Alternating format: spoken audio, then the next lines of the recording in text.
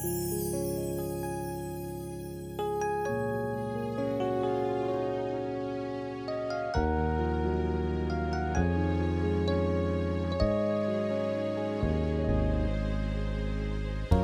never find a story in a fairy tale. But she wasn't like the other women at the well. Her life was full of pain, hurt, rejection, and loneliness. She didn't want to show, but Jesus saw the desert in her soul. Drink from this water, drink from this water, and you'll never thirst again. Drink from this water, drink from this water, and you'll never thirst again.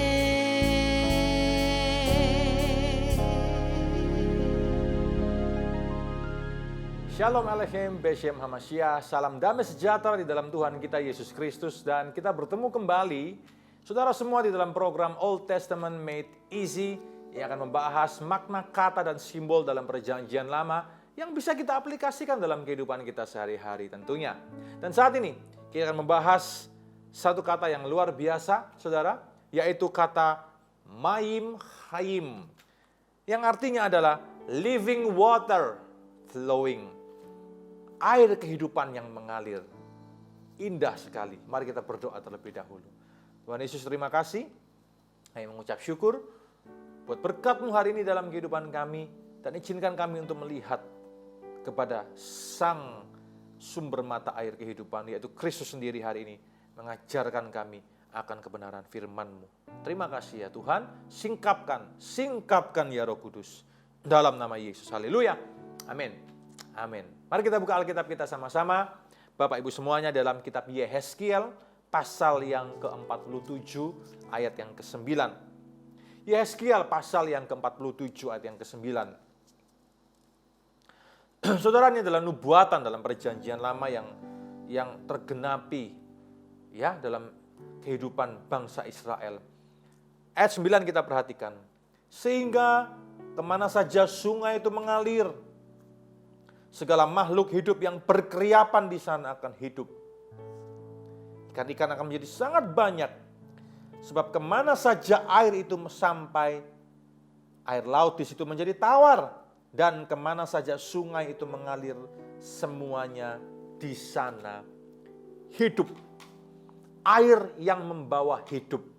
Mayim Hayim. Saudara, gambaran-gambaran seperti ini itu membentuk sebuah pemahaman rohani. Ya, pemahaman rohani yang bisa kita simpulkan sebagai Allah, maksud Allah berbicara kepada kita semuanya. Karena Yesus pun juga melakukan hal yang sama. Banyak simbol yang diucapkan, ada makna di dalamnya, dan itu adalah sebuah hal yang ingin Tuhan sampaikan kepada saudara dan saya. Bapak Ibu saudara-saudara, di Timur Tengah terkenal dengan kegersangan, bukan?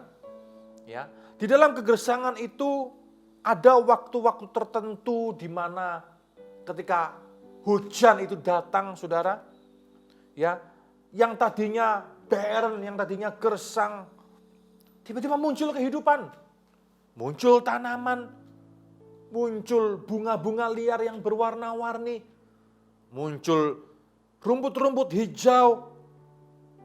Tiba-tiba yang tadinya gersang, kuning, kecoklatan semuanya, ketika masa hujan itu datang, semuanya menjadi subur, menjadi indah sekali.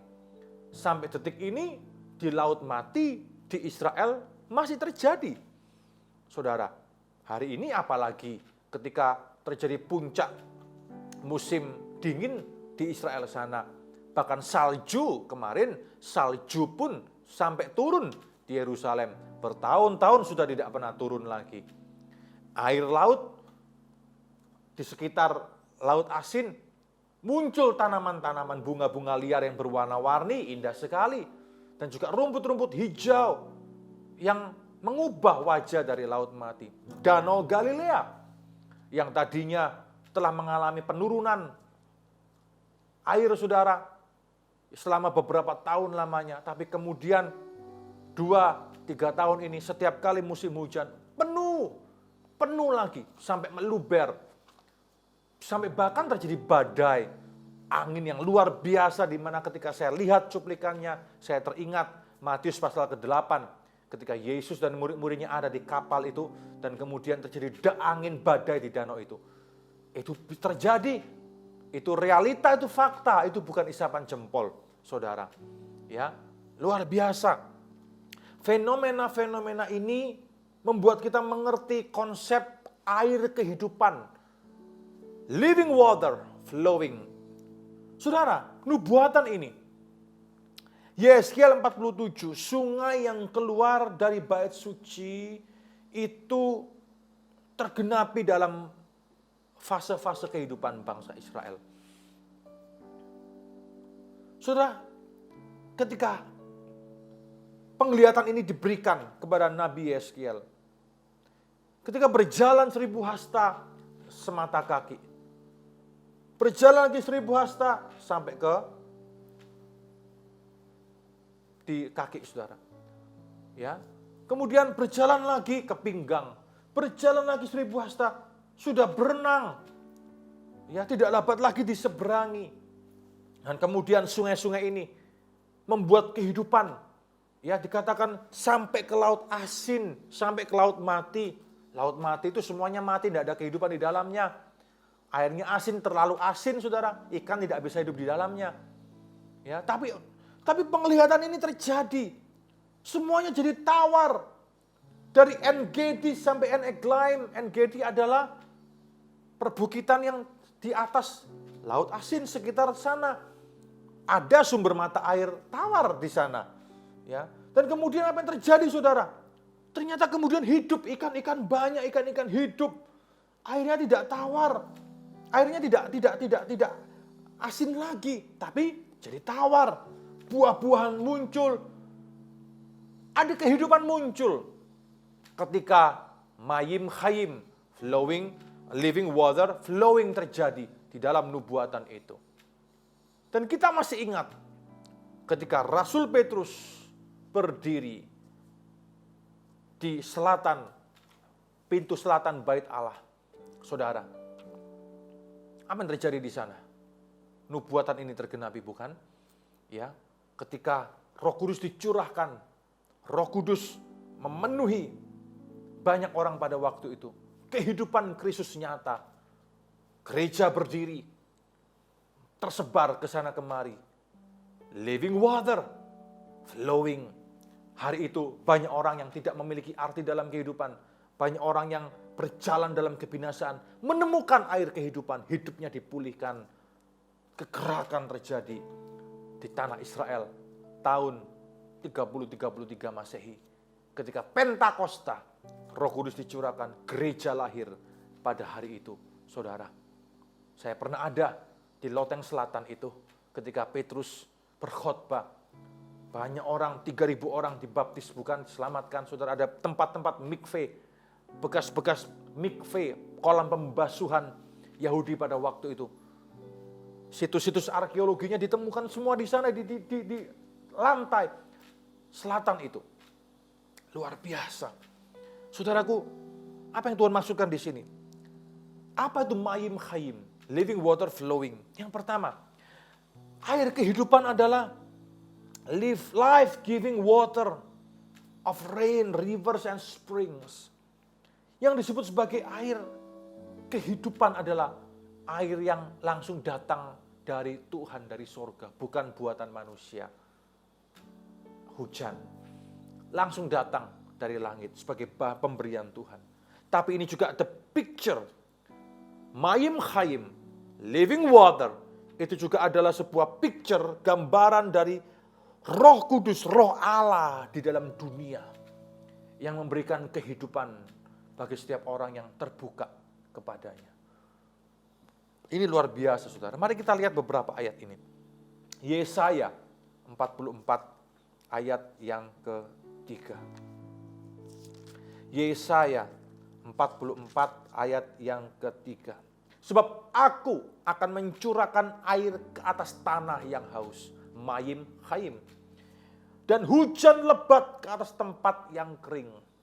Aku akan mencurahkan rohku ke atas keturunanmu dan berkatku ke atas anak cucumu. Tergenapi pada saat Pentakosta terjadi.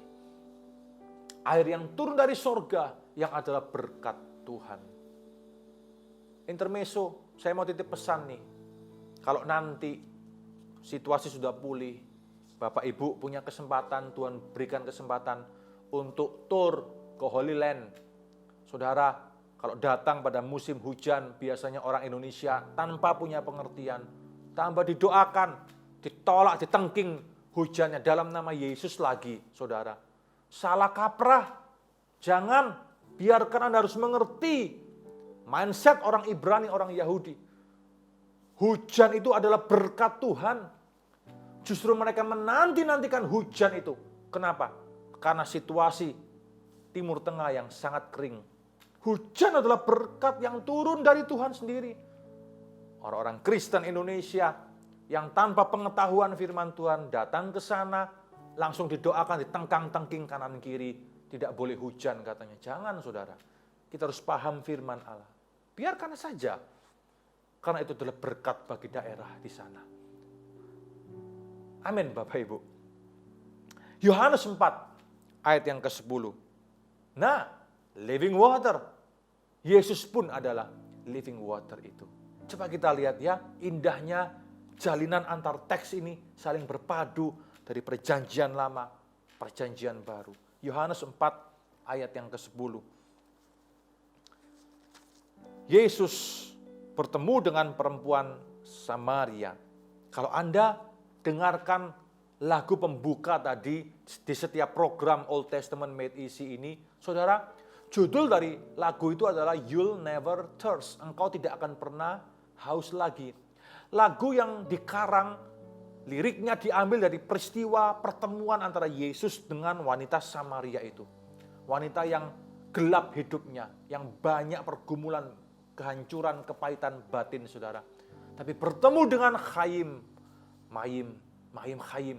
Bertemu dengan living water Yesus sendiri. Dan disegarkan kembali, dipulihkan kembali, ditawarkan kembali, disehatkan kembali jiwa dan hidupnya. Ayat yang ke-10.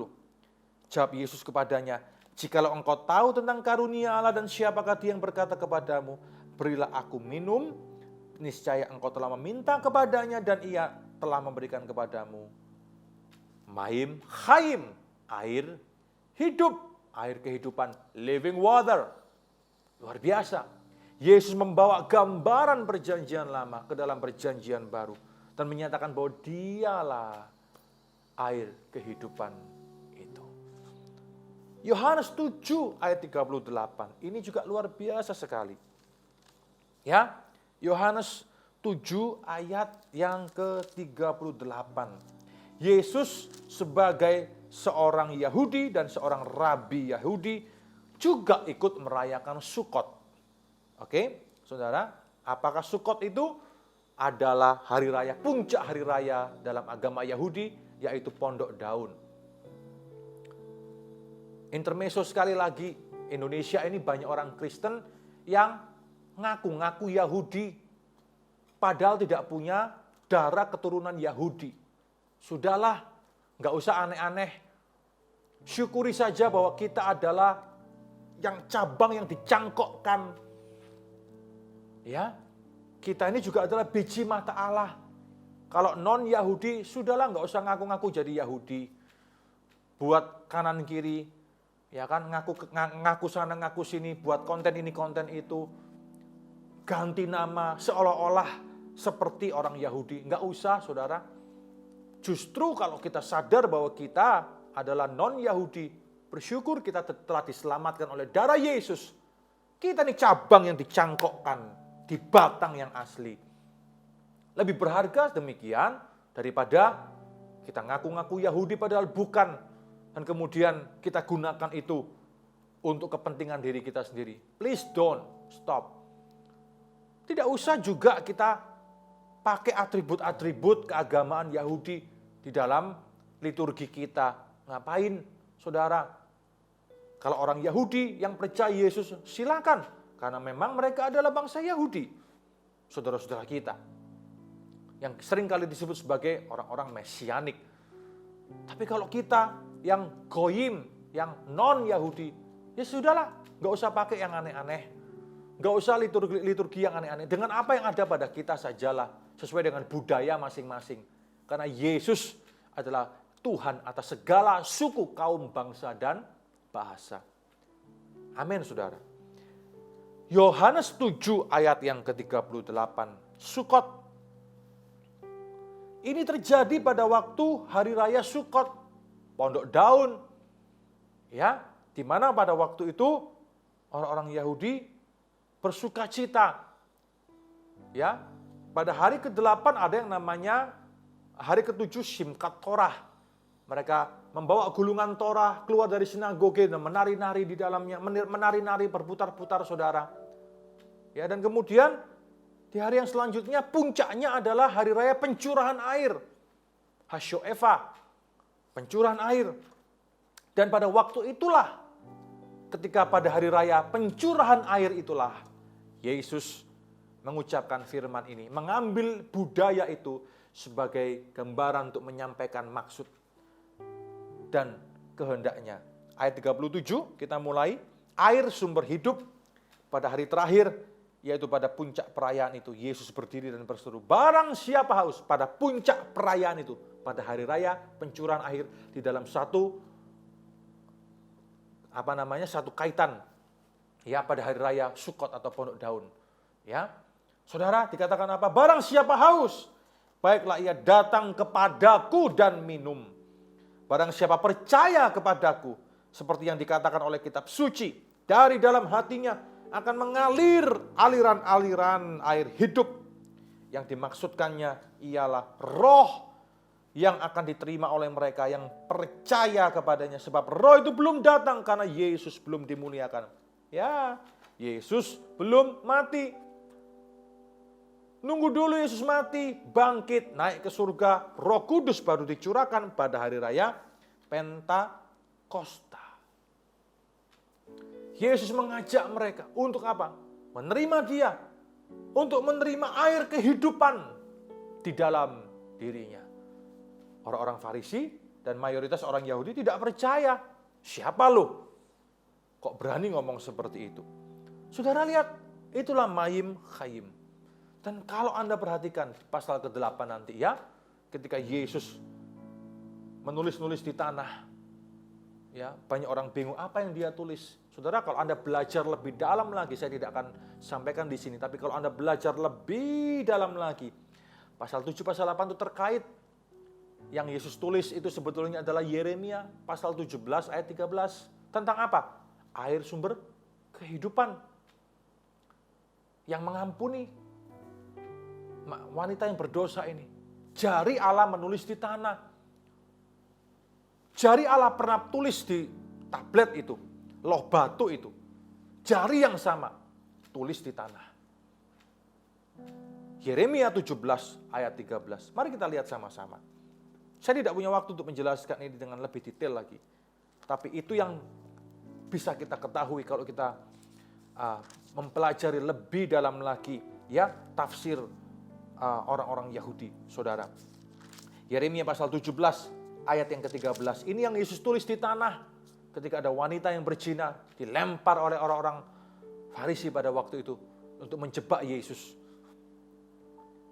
Apa yang Yesus tulis? Ayat 13. Ya, pengharapan Israel, Tuhan, semua orang yang meninggalkan Engkau akan menjadi malu.